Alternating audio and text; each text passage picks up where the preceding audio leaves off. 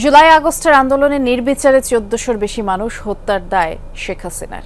তার বিরুদ্ধে নির্বিচারে হত্যার নির্দেশনা, প্ররোচনা, উস্কানিসহ ৫ অভিযোগের প্রমাণ মিলেছে বলে জানিয়েছেন চিফ প্রসিকিউটর।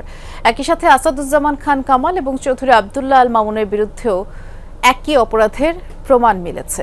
তাজুল ইসলাম বলেছেন, আন্দোলন চলাকালে সরকারি স্থাপনায় হামলা ও আগুন লাগানোর নির্দেশ দিয়েছিলেন শেখ হাসিনা। তদন্তে এমন প্রমাণও মিলেছে। এ মাসে আনুষ্ঠানিক বিচার শুরুর প্রত্যাশা প্রসিকিউশনের। যমুনা ইলেকট্রনিক্স ঈদে ডাবল খুশি অফার সিজন 3, যে কোনো পণ্য কিনলেই পাচ্ছেন নিশ্চিত ঈদ উপহার।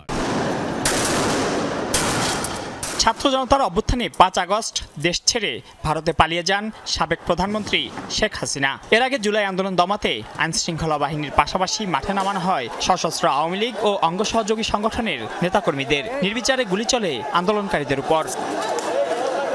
জুলাই হত্যাযজ্ঞের মাস্টারমাইন্ড হিসেবে সাবেক প্রধানমন্ত্রী শেখ হাসিনার বিরুদ্ধে সোমবার প্রসিকিউশনের কাছে তদন্ত প্রতিবেদন দাখিল করে আন্তর্জাতিক অপরাধ ট্রাইব্যুনালের তদন্ত সংস্থা। বলা হয়, আন্দোলন দমাতে তখন হত্যা করা হয় ১,৪০০-রও বেশি মানুষ, আহত ২৫,০০০। আর সেই হত্যাযজ্ঞের প্ররোচনা, উস্কানি আর নির্দেশ দেন তখনকার প্রধানমন্ত্রী শেখ হাসিনা। হুকুম বাস্তবায়নের নির্দেশের অভিযোগ শেখ হাসিনার ২ সহযোগী সাবেক স্বরাষ্ট্রমন্ত্রী আসাদুজ্জামান খান কামাল ও সাবেক আইজিপি চৌধুরী আবদুল্লাহ আল মামুনের বিরুদ্ধেও। তদন্তে শেখ হাসিনার বিরুদ্ধে উঠে আসা অভিযোগের তথ্য প্রমাণে আছে হত্যার পর লাশ পুড়িয়ে দেয়া, নিহতদের পোস্টমর্টেম করতে না দেয়া, আহতদের হাসপাতালে নিতে বাধা, এমনকি নিজে হাসপাতালে গিয়ে আহতদের চিকিৎসা না দেওয়ার নির্দেশনা, সরকারি স্থাপনায় আগুন লাগিয়ে আন্দোলনকারীদের বিরুদ্ধে দায় চাপানোর নির্দেশনার তথ্য উপাত্ত উঠে এসেছে তদন্ত প্রতিবেদনে। ব্রিফিংয়ে চিফ প্রসিকিউটর জানান, শেখ হাসিনা সহ ৩ জনের বিরুদ্ধে সুনির্দিষ্ট ৫ অভিযোগের সাপেক্ষে যথেষ্ট তথ্য উপাত্ত ও প্রমাণ হাতে এসেছে। যে সমস্ত ডকুমেন্টস, যে সমস্ত আলামত, সব কিছু এগুলো চিফ প্রসিকিউটর বরাবরে দাখিল করা হয়েছে।